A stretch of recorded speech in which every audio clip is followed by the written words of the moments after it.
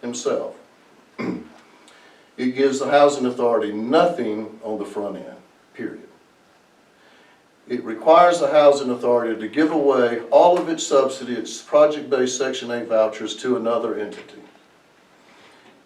It projects that it will hire the housing authority as the property manager with a 5% fee. However, though Mr. Aiken has obtained a provisional letter of competence or qualifications from the Department of Community Affairs in Georgia to be a property manager, it requires that he have 3 years of experience to do so, which he does not have. I close these deals multiple times per year. DCA nor the investor limited partners who put in millions of dollars to buy the tax credits that would be given to this deal if awarded. They're not going to approve the Blue Ridge Housing Authority as a property manager, and they're not going to approve Mr. Aiken as a property manager because they have no experience, and DCA won't approve them as a property manager. I've just closed deals. I'm working on closing deals now for Camilla. I just closed deals for LaGrange and Gainesville. And every one of these, and Gainesville's got bukus of experience, they too can't even be qualified as a tax credit property manager. They've had to bring in other property managers who have the qualifications in DCA's eyes and work under them for a period of years before they can then get the property management agreement. So I still have recommended to the board, and then supposedly, after this deal is resyndicated 2 times, and a resyndication means that after 15 years you are eligible for, though not required to, make another request from the Department of Community Affairs for 4% tax credits so that you can rehabilitate. Basically do a rinse and repeat on their tax credits, get millions of dollars brought in to rehabilitate or bring the property back up to new standards. The problem is most developers don't want to do that every 15 years. They want to try to maintain the property at a higher level. So the way this deal is structured, you may not get this property back for 50 years. You may not ever get it back. But you're at the mercy of Searles when they decide to resyndicate it, not just once, but twice. And so the terms of this deal as written are a facade, in my opinion, and I wouldn't recommend it for a lot of reasons. One, for financial terms are poor. You're giving away your carrot, your leverage, your ability to finance by giving away your Section 8 project vouchers to another entity forever. Sure, there's language in there that says we might can get it back. You'll never get your subsidy back from this other entity. I'm just telling you. So what are you left with? So now you're left with a deal, if you go forward with it, where you're going to give away 100% of your affordable housing subsidy or your Section 8 voucher to another entity, leaving this housing authority with 48 units that will be unsubsidized. This housing authority, is my understanding, doesn't have a lot of cash or money. There's no plan of action for how it will sustain itself long term. I've seen no plan of action, no question about whether it will be sustainable or what they're going to do with the property. Now, if the Housing Authority Board decides it wants to get out of the public housing business altogether and just wants those vouchers being used somewhere in the community, okay, give them to the Searles Foundation and then sell your properties and get out of the affordable housing business altogether. And then again, if that's what this Housing Authority Board decides to do, then so be it. But at least go into that with your eyes open. On the other hand, if the board is prudent, in my opinion, I would do the experiment. I would do the experiment, which was the board. You mean the Housing Authority? the Board of Commissioners, yes. Okay. You know, the city Housing Authority Board. I would do the experiment, which is what I recommended to Traver almost 2 years ago, which is go out for proposals. Now, the Board of Commissioners of the Housing Authority voted at the last meeting to do just that. Do the experiment. The MOU that Mr. Traver Aiken entered into with the Searles Foundation actually expressly states and contemplates that we can go out and talk to other third parties. So do the experiment. Go out for proposals, see what, if any, there may be none. See what, if any, other developers in the state of Georgia or even outside the state of Georgia come back with and tell you, look, we can do this, this, this. We can make you a heck of a lot more money. We can give you a part of the action. We can give you a part of the deal. We can make your housing authority sustainable. We can expand it. We can do senior living over here. I don't know. I'm not a developer. But do the experiment, see what they come back with, and it may be that they come back with nothing. It may be that this is too small an area, or that your units are not of enough size, that you can get a really good development like I do statewide. But at least do the experiment and go with your eyes open, and then know what you're left with, and know how to negotiate going forward, either with the Searles Foundation or otherwise. So, if the board approves what's been proposed to them right now, The Board of Commissioners. yes, it would have a negative impact on the current housing authority, the housing authority. Okay, so you're asking if they go forward with the Searles Foundation deal in its present state? Yes, present state. Well, if they do that, they're gonna be giving away their subsidy for all of the And units. will they get anything for that? And they're getting nothing for it, other than a hope that in 30 or 40 years, the Searles Foundation will turn over the keys to this development they're planning to build, which is what, 74 units, maybe 84, I forget the exact number count. So what would it, in the deals that you've worked with, what does a housing authority normally get? I mean, Partner? typically, in the housing authority deals I do statewide, they're utilizing their own property. And they're using their own Section 8 vouchers, which y'all have.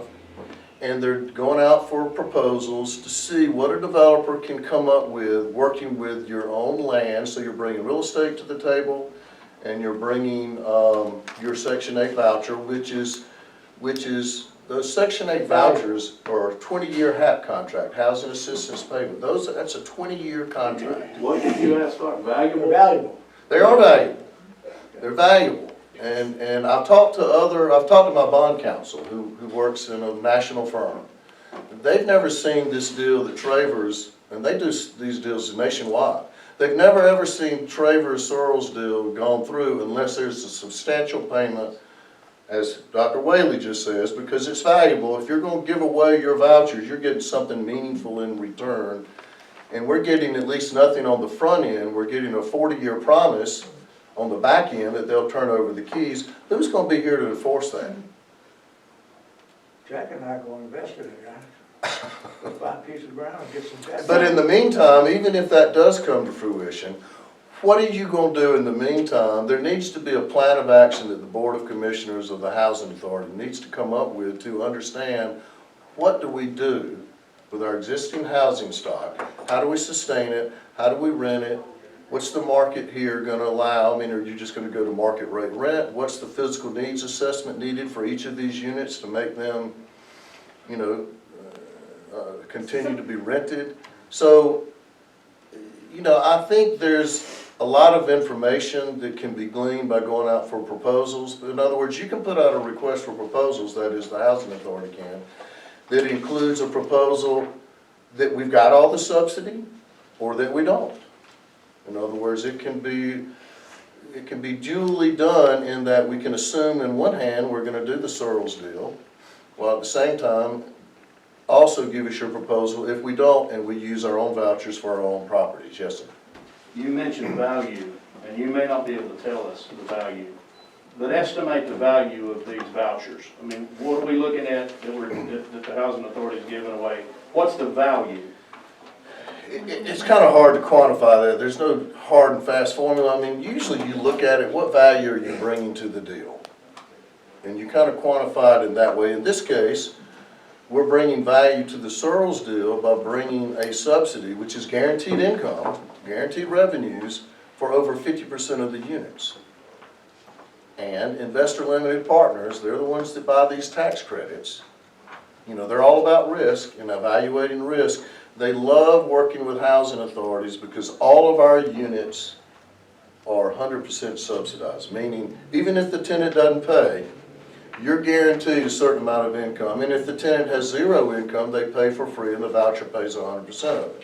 So it lowers the risk of a failed deal.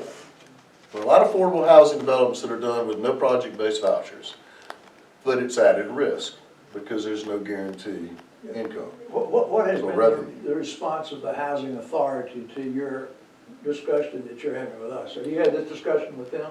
I had this at the last board meeting and they voted to take it out for proposals. So Some what's of your- the points were not included. I have the minutes here.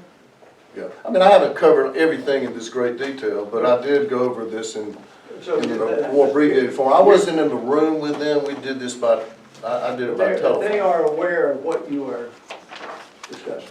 No, No, no. not from the last meeting. I have two I board have the members. minutes here if you'd like them, Dr. Wade. What's your question? My question is the board of the housing authority aware of the items that you are bringing to our discussion? They're aware of some of them, not all of them. Your concern, are they aware of your concern, I think is what Dr. Weather Well, said. is there a reason that they don't, is there some reason that they don't have all the information? I've only been asked to appear before this board to discuss this one time and then on a short phone conference. But you did say that you did not sign off, you wouldn't stamp the MOU, so they know that you have concerns about it. No, They don't, so you. that was never brought to their attention. That was never. So you've had this conversation with the executive director, but in whole, but not in The whole. executive director knows very well that I did not draft and declined to draft the MOU after he asked me repeatedly to do so. And he knows why. I think he knows why, because he signed got it? terribly upset with me Who signed it? and raised his voice at me and to the point where I had to end the conversation. The board members? John, To Yeah, the- actually, Please. The only person that's been asked to speak outside the city council is this mayor, is this lawyer. Right, right. Right. So at the last board meeting, I got a call afterwards from Mr. Aiken, basically blessing me out. He didn't use profanity, but screaming and yelling at me because I didn't support the deal, the Searles Foundation deal at the last board meeting to his satisfaction. And that I refused to give the board an estimate of what the deal might be worth in 30 or 40 years because I don't know. Does anybody in this room know? That's the I question. mean, I does just anybody asked have a crystal ball or otherwise qualified to look out 30 or 40 years to know what a piece of property or the condition of housing will be in 40 years? I don't. I think the value of the land will be worth something, but the land will have restrictions on it. It'll be limited to a certain income class. Can't just be all of a sudden used for commercial purposes, for example. So I don't know what it'll be worth. I think it'll have value, sure. I think land up in anywhere, particularly up in Blue Ridge, has value. Okay, so, And again, I think the bigger question is, what's in the best interest for this community? And in particular, what's in the best interest of the operations of the Blue Ridge Housing Authority, longer term? And part of that answer is going to be, who or what does the Housing Authority Board or as an entity wish to be over time? And I think if, for example, if the Housing Authority Board of Commissioners decides, look, we just want to be done with all this, we don't want to be in housing, then give your vouchers to the Searles Foundation. But at least negotiate some better business terms than what you've got now. Does the city council have any authority over the housing authority? The City Council has authority over the Housing Authority in what it did today. Only in the. Y'all have the appointment- power of appointment in certain circumstances where the mayor does not act within a finite time. But that's it. That's it. What they do is separate, it's like the DDA or something, okay? That is correct. So we have the ability to appoint Donna Thompson, which I guess we didn't do. It did not get done, correct? No, there's a certification for her appointment. The mayor The mayor appointed me. made a Okay, certification. so, No crosstalk. Sorry. okay, so, The point is, I'm trying to understand, so we have Let me answer we have the this authority of appointment, we do not have the, okay. The housing When you- authority- When you have the authority to appoint, do you have the authority to remove? one. No. Okay. The mayor has the power of removal in very finite circumstances, and it requires a due process hearing. But to elaborate on your question, it's a very good question. Public housing authorities in Georgia and in every state, they're separate, autonomous government entities. They are separate and distinct from the city. They're to act independent from the city. They're not to be controlled by the city. And they were legislatively set up that way by the General Assembly of Georgia. All right, let me ask you a question.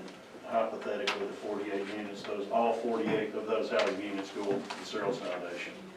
Are they required to have a board, or does the Searles Foundation, if Traver is the executive director, he goes with it, as the board goes with it and has authority, or does all that authority fall upon the Searles Foundation at that point? What's contemplated is that we will convey or transfer all 48, basically the housing assistance payments, those Section 8 vouchers, that we will transfer those to the Searles Foundation, and we'll be rid of them forever. The housing authority as an entity will still remain. The question But is, Searles will control the lives of the folks, the 48. that is units. correct. It's all up to the housing authority. All up to the Searles Foundation. We will have no control over the new development whatsoever. Whatsoever. No. No control. They can do pretty much whatever they want to do. They can do whatever they want to do. They can sell the property, they can dissolve the housing authority. No. They can control whatever they want to do with their own development. No, I'm talking about the housing authority then. The No, they housing- can't dissolve the housing They authority. cannot. The housing authority would still remain in existence. Question is, what would it do With no next? subsidies. They'll have no subsidy, they'll have no operating subsidy or any sort of revenue coming in other than what it decides its new mission will be. That is, are we gonna rent these to market rate? Or are we gonna try to give them low, reduced rents? And of course, that requires some sort of business plan to see what the financials will be and what you can sustain. Because it's not merely getting rent to keep the lights on. You've got to have money to keep these units in operational condition or habitability standards over time. And they're gonna have no funding to do that if they give it up. They have very little funding to do that. It's my understanding the housing authority is not flush with cash. It may have $200,000 or $300,000. And I'm not certain what its exact financial condition. My understanding generally is it has less than $400,000. Okay, so I wanna make it, I wanna make it clear that the reason that I've got questions is I spoke with Stuart, just to verify that the council did have the authority to make this appointment. And probably within a 10 to 15 minute conversation, it raised some concerns that I had not even heard of or thought about because, and I have heard the Searles Foundation make public statements of what they're planning on doing. But one thing that really got me as a council person was right now, the city gets a pilot tax from the housing authority, is that correct? I'm assuming it does. Well, I mean, typically. they always have, okay. Okay. All right, so. So that's the payment in lieu of taxes. Yes, so in conversation with you, you mentioned a private enterprise agreement. Okay, That- and I mentioned this at the last board meeting that I had, and I shared with our Board of Commissioners, and I'll share with you, as I did the other day on the phone, something that both the Board of Commissioners, I recommended that they, being a good governmental neighbor, they confer with the city. Because if this deal goes down as is contemplated between the Housing Authority and the Searles Foundation, then the Searles Foundation is going to want the Housing Authority to create what's called a private enterprise agreement. Without getting into the nuances of that, basically, they're wanting to partner with us in part so that they can take all of their property off the tax digest, so it'll be tax-free from an ad valorem point of view. And so it's one thing when the Housing Authority does its own deals, their property's already off the tax digest, right? So it's not gonna impact the city or your community, one way or the other. But then, when we're doing deals, which we partner with private entities on other deals sometimes, some of my clients do, they're wanting us, one of the reasons they're wanting to partner with us is they want to take their property off the tax digest, which can save them, depending on the county and how size of development, anywhere from $50,000 to $100,000 a year.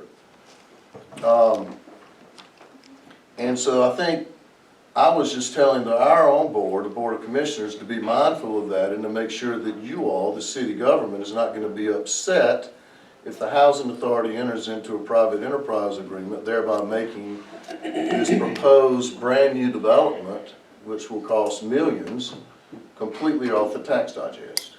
Tax exempt. So that Tax is, digest. so what I took from this Which was. is fine if you do, I just think that's a discussion that both governmental entities need to discuss. Need or have to discuss? They need to, they So, need to.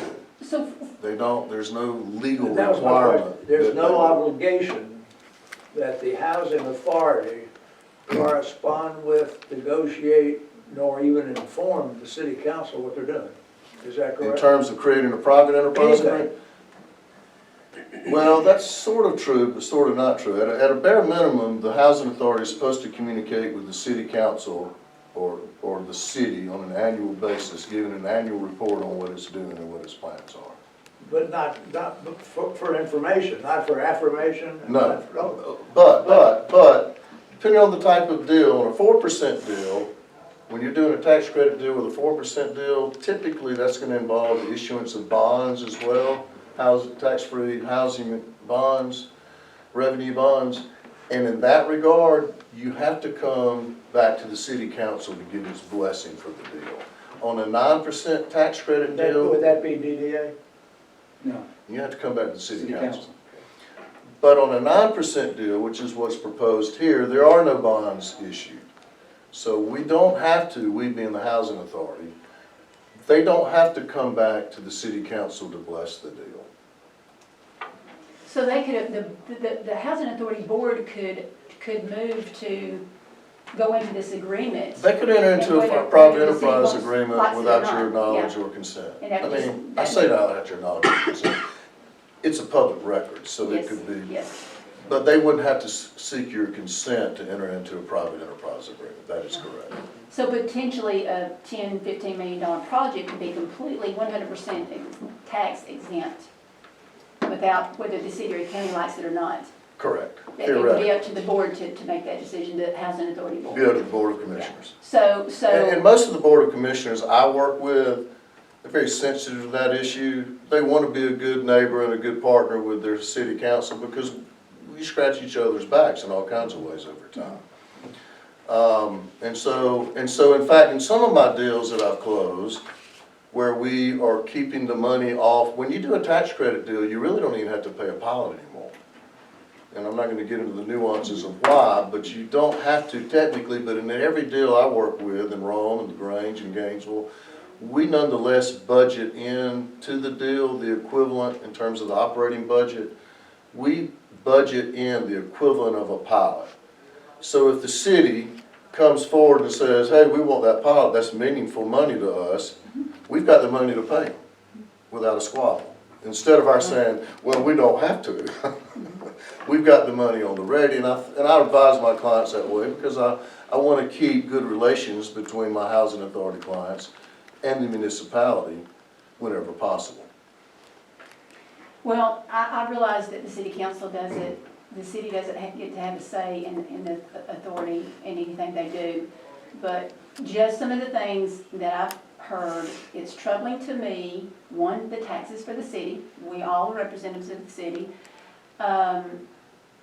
Two is what this is gonna do, possibly do to the current housing authority right now. Just as you said, their funding, they will be giving their funding away. What's gonna happen to it? Is it just gonna be, like you said, just gonna go into the fair market value for rentals, or, you know, what's gonna be done? It's, either way, if it's done like the proposal, it's gonna change what it has always been to this community, possibly. And so, That would you know, definitely change. yes, So those are just some things that I felt like needed to be brought out. And, you know, I know it's out of our hands now, but, you know, I appreciate your I would time. like to agree totally with that you have done us a great service. Somebody has. Because I'm a virgin here. And there have been 8 words that he said that I was aware, that I knew. Well, Everything else is new information to me. until I spoke with him, I didn't either. And I it's been feel a just- little this bit is all- impotent because I can crystal clear see that it's an area of concern and, you know, it bugs me a whole lot, but I got no control over what, Alabama coach does, you know, I mean, that's nice to know, but, I'm shocked, stunned, and amazed that we don't have any more authority over the housing authority than the appointment of people, which is why I said the most qualified people that we could possibly appoint should be appointed. And We agree those, with that, and those with whom we have great confidence in We their. 100% agree with that, Okay, I'm Doc. not arguing that point with you, I Yeah, understand. we 100% agree with So that. does anybody else have any questions? I mean, now would be the time, because this is probably Now, gonna you- be it. You mentioned the fact that you didn't sign the MOU. So I can take it then that what you're saying is that you would have written it differently. He said that. Well, I want to get it on record also, so there's no misunderstanding. Yeah, and- You would have written it differently. I wouldn't have, if it'd been me, I would have presented that deal to my board and recommended it. And most of the time, you're the person that writes the MOU. And I'm always the person who writes Okay, it. so you're always the person that I'm writes it. always the person that writes it. And then the board approves it and signs it or whatever we do. That is Is correct. there anything holding the housing authority right now to the Searles Foundation? No. No signature, no Well, nothing? fortunately, the MOU that Mr. Aiken drafted on its face says in multiple places, this is not enforceable, this is not in binding, this shall not be enforced, and the housing authority is free to go out to talk to third parties about the subject matter of this. So, the housing authority, which is why I think Mr. Aiken got mad at me when I told the board that at the last meeting, he called me the next day, he screaming at me, to the point I had to end the call. I told the board that at the last board meeting. You are not bound to do this. You can do it if you want to, but you're not legally bound to do it because the contract that y'all approved on its face says it's not enforceable and is not binding and the terms can be discarded or eliminated or stricken. But would it be legal for the board to approve a contract that legal counsel had not? Yeah, unlike a municipality where your charter many times requires the city attorney to sign off on a contract before it's then presented to the city council for final approval, that is not true in the housing authority world. So they can't approve it without your approval? They can approve any contract without any lawyer looking at it or commenting on it, yes.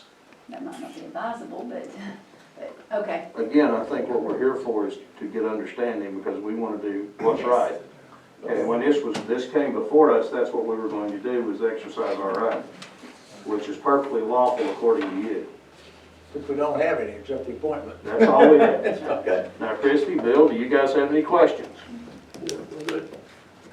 Any questions? I move we adjourn the meeting. Hold on, she's got a question.